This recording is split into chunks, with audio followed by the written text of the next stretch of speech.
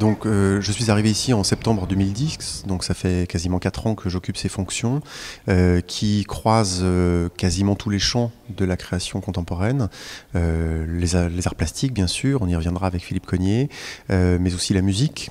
On a un gros festival de musique l'été, d'une quinzaine de concerts. La littérature, on organise 7 lectures par an. Des résidences d'artistes aussi, qui sont pluridisciplinaires. Et enfin, une chose assez particulière qui s'appelle les Nuits Insolites, dans les eaux du théâtre, de la danse, de la performance, qui a la particularité d'être une programmation masquée. C'est-à-dire que les gens ne savent pas ce qu'ils vont venir voir et ne connaissent même pas ne savent pas ce qu'ils voient au moment où ils le voient, puisqu'on leur donne la feuille de salle après chaque spectacle. Voilà, donc ça fait une vingtaine de manifestations par an environ, parmi lesquelles l'art contemporain joue une place essentielle.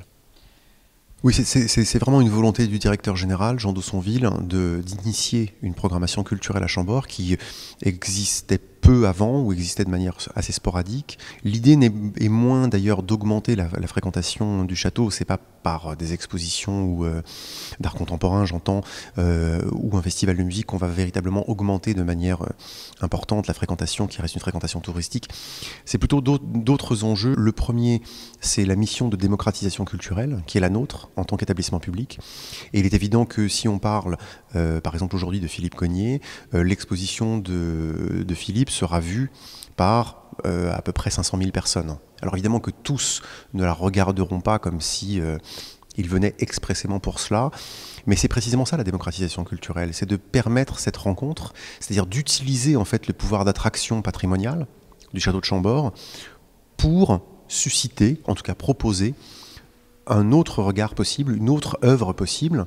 C'est donc la deuxième raison, si vous voulez, c'est que la présence notamment d'art contemporain ici, eh bien d'une certaine manière, par réfraction, révèle le fait que Chambord même, le château lui-même, le bâtiment, est une œuvre d'art.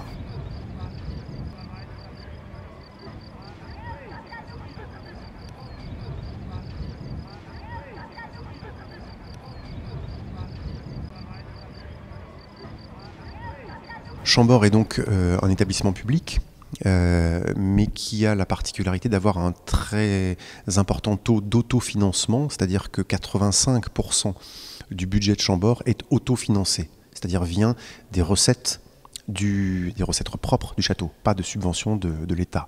Et c'est évidemment par le billet d'entrée et par le parking, les recettes de parking qui lui sont associées, que le château essentiellement se finance, avec entre bon an mal an de 750 à 800 000 visiteurs.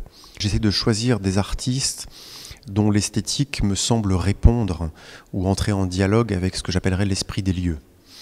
Et ce, hors de toute chapelle esthétique. C'est-à-dire il ne s'est jamais agi pour moi de privilégier telle ou telle école, mais au contraire d'inviter des artistes ici qui permettent un approfondissement presque, j'allais dire, du lieu par le dialogue que leur œuvre peut entretenir, il me semble, avec Chambord. Dans le cas de Philippe Cognier, c'est essentiellement la question du portrait, c'est sur, non pas ce genre d'ailleurs, mais cette question véritablement qu'on a bâti l'exposition avec Philippe, parce que comme toute demeure royale, Chambord a eu à certains moments des galeries de portraits.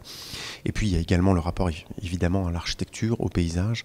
Et je pense que Philippe Cognier répond tout aussi bien que Rebérol, que Alexandre Holland, que Georges Rousse avant lui à cette chose assez exceptionnelle en termes sémantiques qu'est le château de Chambord.